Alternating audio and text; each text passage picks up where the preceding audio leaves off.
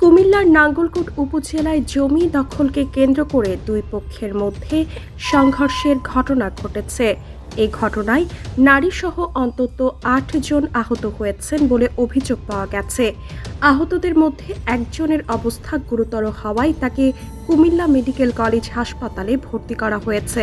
শুক্রবার সকালে উপজেলার হেসাখাল ইউনিয়ন উরুকচাইল পশ্চিম পাড়া সিরাজ ড্রাইভারের বাড়িতে এই হামলার ঘটনা ঘটে। আহতরা হলেন ভুক্তভোগী জাহাঙ্গীর আলমের স্ত্রী নাসিমা বেগম, আনোয়ার হোসেনের স্ত্রী নাজমা বেগম, প্রতিবন্ধী কন্যা রাবেয়া আক্তার, পুত্র আবু বকর সিদ্দিক, সেলিম হোসেনের কন্যা ফাতেমা আক্তার, নূর আলমের কন্যা নূরজাহান, আলমগীর হোসেনের কন্যা ফারজানা আক্তার ও সুমি বেগম।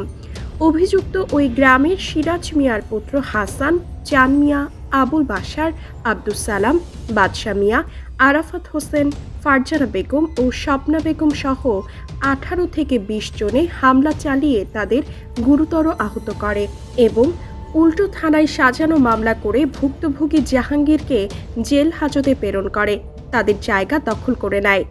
অভিযোগ সূত্র ও ভুক্তভোগীদের থেকে জানা যায়, উপজেলার হেসাখাল ইউনিয়নের উরুকচাইল পশ্চিম পাড়ার জাহাঙ্গীর আলমের পৈতৃক সম্পত্তি জোরপূর্বক দখল করতে প্রতিবেশী হাসান গংরা দীর্ঘদিন ধরে চেষ্টা চালিয়ে আসছিলেন।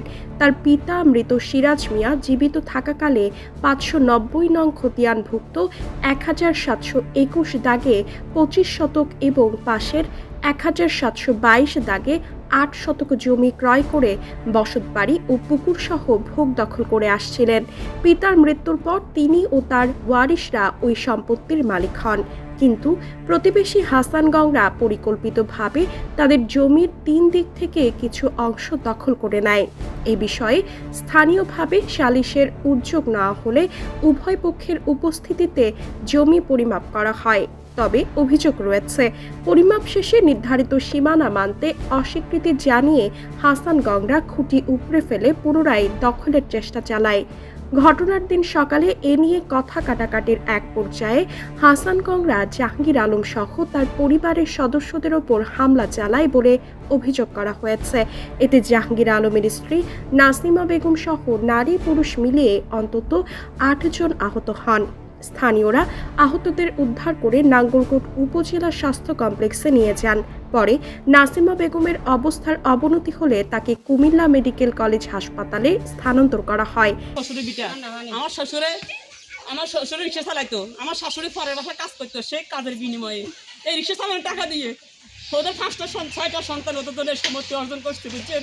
কিন্তু এর বিনিময়ে ওরা হয়েছেওয়ালা, আমরা গরিব, এটাই আমাদের বিনোদন। অত্যাচার করছে, শিশু বাচ্চাদেরকে ছাড়ে নাই, আর আমাদের উন্নয়ন ছিঁড়ে মানে নির্যাতন করছে, গায়ে জামা কাপড় টানাটানি করছে, নির্যাতন করা শুরু করছে। ওদের পুরুষ অনেকজন ছিল, আমরা শুধু কয়েকজন মহিলা ছিলাম, শুধু ওদেরকে বাধা দিয়ে গেছিলাম। আর আপনার শরীরে স্পষ্ট করেছে? জি, আমার শরীরে স্পষ্ট করছে। আমার চারটে বন্ধু ছিল, হাসান মিয়া, বাদশা মিয়া, আরাফাত, বিশেষ করে আরাফাত। ওনার সাথে আমার কোনো কথাই নাই, আমি ওনাকে চিনি না, উনি আমাকে চিনি না, শুধু আমি আমার মাছেদেরকে বাঁচতে গেছি।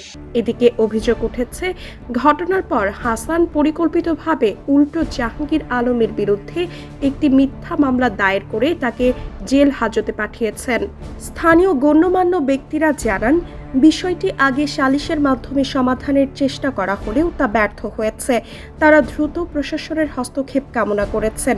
এ বিষয়ে ভুক্তভোগী পরিবার নাঙ্গলকোট থানায় লিখিত অভিযোগ দায়ের করেছে। তারা ঘটনার সুষ্ঠু তদন্ত ও দোষীদের বিরুদ্ধে আইনগত ব্যবস্থা গ্রহণের দাবি জানিয়েছেন। হাসান মিয়া, সান মিয়া, তারপরে বশর মিয়া, তারপরে ওরা সহযোগিতা করছে, হাসান মিয়াকে সহযোগিতা করছে, বশর মিয়া, সান মিয়া, তারপরে দিয়ে আপনার সালাম মিয়া, ওরা সহযোগিতা করে, ওদের বাগিনে সবাই সহযোগিতা করে আমাকে মারধর করছে, অত্যাচার করার পরে আমার বাড়ি সবাই অত্যাচার করছে। আমার বাড়ি এলো আমরা 9 জন মহিলা, ওরা 9 জন পুরুষ। অভিযুক্ত হাসান বলেন, গ্রাম্য সালিশের মাধ্যমে সীমানা নির্ধারণ করে দেওয়া হয়েছে। আমি আমার জায়গা সীমানা প্রাচীর নির্মাণ করেছি। হামলার বিষয় জানতে চাইলে তিনি বলেন, আমরা কোনো হামলা করিনি, উল্টো তারা আমাদের উপর হামলা করেছে।